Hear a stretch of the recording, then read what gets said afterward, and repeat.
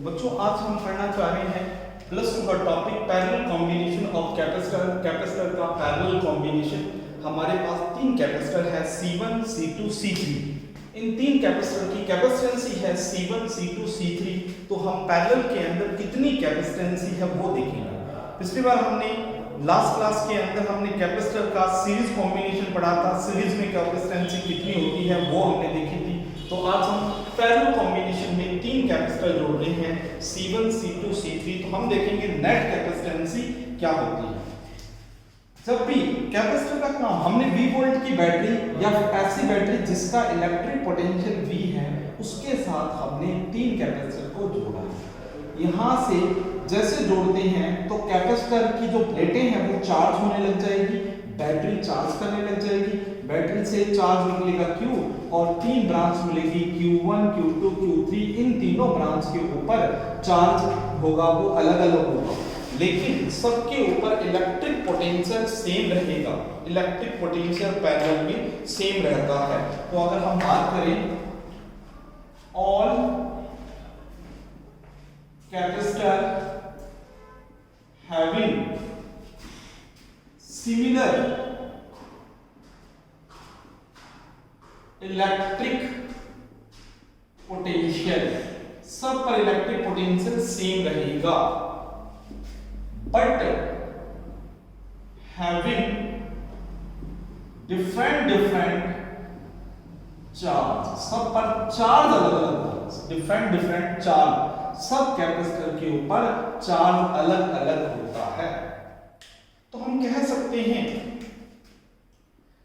Charge on capacitor C1 पे अगर हम चार्ज देखें Q1 is equal to C1 में, इसको इक्वेशन फर्स्ट नाम देता हूं। Charge on capacitor C2 Q2 C2 भी, इसको सेकंड इक्वेशन देता हूं। चार्ज ऑन कैपेसिटर C3, इसको नाम देता हूं Q3 C3V। So net charge in parallel combination, parallel combination के अंदर कॉम्बिनेशन में नेट चार्ज कितना होगा? Q is equal to Q1 plus Q2 plus Q3, तीनों को जोड़ दिया मैंने, Q1 Q2 Q3 तीनों को जोड़ दिया। Put the value of Q1 Q2 and Q3, तीनों की वैल्यू को पुट कर दिया हमने Q1 Q2 Q3। तो मेरे पास आया Q is equal to C1V C2V C3। और हमें पता है Q इज इक्वल टू होता CV, तो इसकी जगह हमने रखा CV, C1V plus C2V plus C3V। अब अगर हम यहां से V बाहर ले लेते हैं, कॉमन ले लेते हैं, मैं इस साइड में लिख देता हूं इस जगह। यहां से हमने V, यहां सब में कॉमन है, V को हमने कट कर दिया, कॉमन लेकर बचा C is equal to C1 plus C2 plus C3। तो इस प्रकार से सीरीज कॉम्बिनेशन के पैरेलल कॉम्बिनेशन के अंदर जो नेट कैपेसिटेंसी होती है वो हमेशा बढ़ जाती है। और पैरेलल में जितने भी कैपेसिटर जुड़े होते हैं तो नेट कैपेसिटेंसी उन सभी कैपेसिटर के ऊपर जितनी कैपेसिटेंसी होती है उसके सम के बराबर होती है, सभी कैपेसिटेंसी के सम के बराबर। तो मैं CP, P for parallel, C for capacitance, C1 plus C2 plus C3 कर सकता हूं। तो इस प्रकार से हमारे पास पैरेलल कॉम्बिनेशन जो कैपेसिटर का है वो आता है। दोबारा हम इसको एक बार रिवाइज करें। पैरेलल कॉम्बिनेशन ऑफ कैपेसिटर बहुत इंपॉर्टेंट क्वेश्चन है प्लस टू के बोर्ड के हिसाब से, और नीट में न्यूमेरिकल वगैरह बनता है और नीट IIT वगैरह में हम देखते हैं।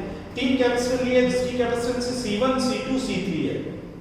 हमने V वोल्ट की बैटरी या बैटरी जोड़ी है जिसका इलेक्ट्रिक पोटेंशियल V है। तो क्या करेगी ये बैटरी? चार्ज करेगी, चार्ज जाएगा और आगे उसको तीन रास्ते मिलेंगे, 1 2 3 रास्ते। तो चार्ज क्या तीनों रास्तों पे बढ़ जाएगा, इधर जाएगा Q1, इधर Q2, इधर Q3। चार्ज गया, तीनों रास्तों से जुड़कर वापस आएगा नेट चार्ज। तो इस प्रकार से सर्किट के अंदर चार्ज आएगा। जितने भी कैपेसिटर हैं सबके ऊपर सिमिलर रहेगा electric potential, but having different charge, सब में चार्ज अलग होगा। अगर हम बात करें कि चार्ज ऑन कैपेसिटर C1 पर कितना चार्ज है, तो Q इक्वल टू क्या होता है CV, तो Q1 इक्वल टू C1V, क्योंकि इसका इलेक्ट्रिक पोटेंशियल तीनों का सेम है, तो Q1 equal to C1। Charge on capacitor C2, Q2 equal to C2V। Charge on capacitor C3 पर देखिए हम charge Q3 C3। So net charge in the parallel combination में नेट चार्ज आएगा Q1 plus Q2 plus Q3। तो इस प्रकार से हमने क्या किया, Q1 Q3 की वैल्यू पुट कर दी, C1V C2V C3V, Q equal to CV। तो CV यहाँ पर हमने Q की जगह CV रखा, तो यहाँ से V कॉमन आके कर गया, तो ये आया C equal to C1 plus C2 plus C3। तो हमने देखा पैरेलल कॉम्बिनेशन के अंदर नेट जो कैपेसिटेंसी होती है वो होती है तीनों जितने भी कैपेसिटर जुड़े हुए हैं उनकी कैपेसिटेंसी के सम के बराबर होती है, C1 plus C2 plus C3। तो ये टॉपिक था पैरेलल कॉम्बिनेशन, बहुत इंपॉर्टेंट टॉपिक है, न्यूमेरिकल से भी और बोर्ड में भी पूछ सकते हैं। आगे हम चलते हैं, एक इंपॉर्टेंट क्वेश्चन और बनता है बोर्ड के हिसाब से, स्फेरिकल कैपेसिटर, कैपेसिटेंसी और स्फेरिकल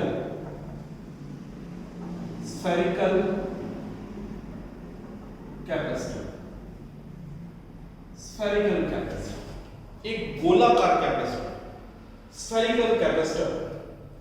हमने देखा एक स्फेरिकल कैपेसिटर है हमारे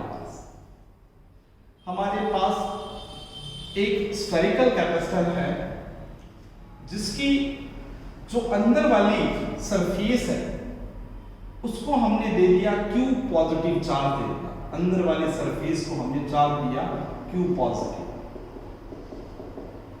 इंडक्शन की वजह से पहले हम देखते हैं अंदर वाले की जो रेडियस है वो हम मान सकते हैं R1 और बाहर वाले की रेडियस होती है R2। एक स्फेरिकल कैपेसिटर, जब हमने अंदर वाले को चार्ज Q दिया तो इंडक्शन की वजह से जो फर्स्ट चैप्टर है हम उसमें पढ़ेंगे कि चार्ज को कैसे कैसे इंड्यूस कर सकते हैं। चार्ज तीन तरीकों से इंड्यूस हो जाता है, उसको हम तीन तरीके से जनरेट कर सकते हैं इंडक्शन की वजह से।